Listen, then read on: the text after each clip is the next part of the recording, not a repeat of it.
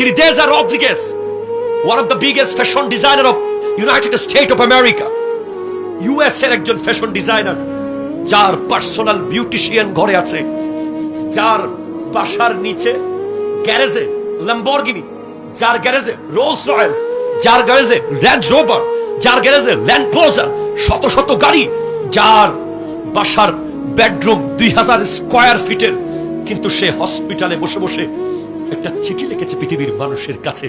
তার ক্যান্সার হয়েছিল, ক্যান্সার হওয়ার পর তার মাথার সমস্ত চুল ঝরে পড়ে গেছে, তার কিডনি শেষ হয়ে গেছে, তার লিভার নষ্ট হয়ে গেছে, তার ফুসফুস শেষ হয়ে গেছে।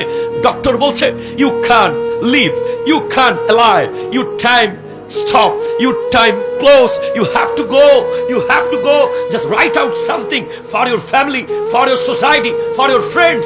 তোমার সময় শেষ, কিছু লিখে দিয়ে যাও পরিবারের জন্য, কিছু লিখে দিয়ে যাও বন্ধুদের জন্য, কিছু লিখে দিয়ে যাও আত্মীয় স্বজনের জন্য।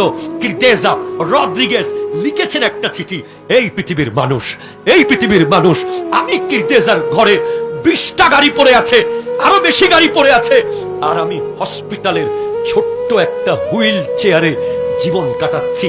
আমার বেডরুম 2000 স্কয়ার ফিটের, আর আমি হসপিটালের মাত্র 50 থেকে 100 স্কয়ার ফিটের ছোট্ট কামরায় জীবন কাটাচ্ছি।